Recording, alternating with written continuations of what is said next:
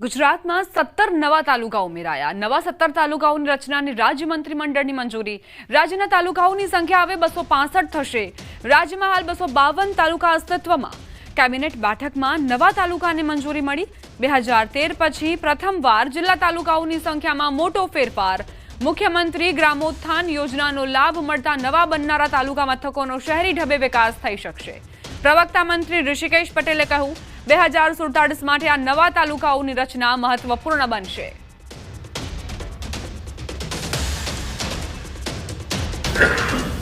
રાજ્યના હયાત 21 તાલુકાઓમાંથી જરૂરી ફેરફાર કરીને નવા 17 તાલુકાઓની રચના કરવાની દરખાસ્તને સર્વાનુમતે મંજૂરી આપી છે। 17 તાલુકાઓની રચના થતાં હવે તાલુકાઓની સંખ્યા હવે 265 થશે। 2013 પછી પ્રથમવાર જિલ્લા તાલુકાઓની સંખ્યામાં મોટો ફેરફાર થઈ રહ્યો છે। ધાનેરા બનાસકાંઠામાં રહેવાના નિર્ણયથી ધાનેરાવાસીઓમાં ખુશીનો માહોલ છવાયો। ધાનેરાને બનાસકાંઠામાં યથાવત રાખવા ધાનેરાવાસીઓએ સરકાર સામે છેડ્યું હતું આંદોલન। સરકારે સ્થાનિકોની માંગને જોઈ ધાનેરાને બનાસકાંઠા સાથે રાખવાનો નિર્ણય કરતા ધાનેરાવાસીઓમાં ખુશી છવાઈ ગઈ। તો ધારાસભ્ય માવજી દેસાઈએ આ નિર્ણયને આવકાર્યો। સમિતિ બનાવવામાં આવી, કોંગ્રેસ હોય, ભાજપ હોય કે અન્ય લોકો હોય, અનેક સંસ્થાઓ જોડાઈ અને ધાનેરામાં ને બનાસકાંઠામાં રાખવા માટે આંદોલન ચાલ્યું। કેટલી ખુશી। આજે સમગ્ર બનાસકાંઠા જિલ્લાની અંદર અને એમાં ખાસ કરીને ધાનેરા તાલુકાની અંદર લોકોની અંદર એક અનેરો ઉત્સાહ છે।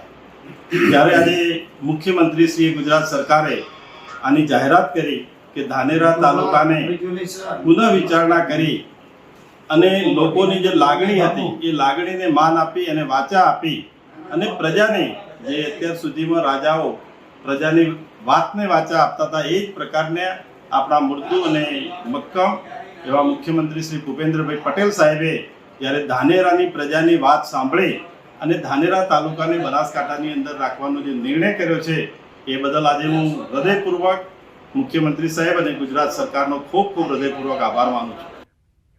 પાટણમાં દૂધસાગર ડેરી સામે પશુપાલકોનું સંમેલન યોજાયું હતું। દૂધ ઢોળે તે પહેલા પશુપાલકોની પોલીસે અટકાયત કરી। પશુપાલકોના આંદોલન મામલે દૂધસાગર ડેરીના ડિરેક્ટરનું નિવેદન।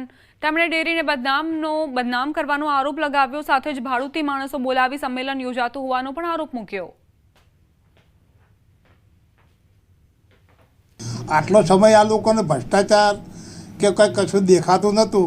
હવે ચૂંટણી ટૂંક સમયમાં જ છે તો પછી બધા ક્યાંથી એ પણ બોર્ડમાં એ અમારા જે છે લોકો એ બોર્ડમાં છે। કોઈ દાડો વિરોધ પ્રદર્શન કર્યું નહીં, કોઈ દાડો બોર્ડમાં વિરોધ અરજી આલી નહીં કે જે પણ બહારથી પબ્લિક લાવવામાં આવે છે।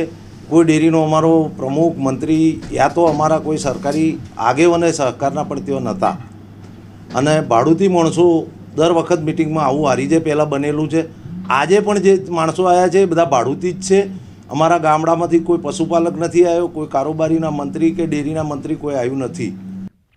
સમાચાર રાજકોટથી ગૃહિણીઓ માટે રાહતના સમાચાર। તહેવારમાં તેલના ભાવમાં ઘટાડો। 5 દિવસમાં તેલના ભાવમાં 75 રૂપિયાનો ઘટાડો। સિંગ તેલના ભાવ 2250 થી 2300 રૂપિયા। કપાસિયા તેલનો ભાવ 2210 થી 2260 રૂપિયા થયો છે।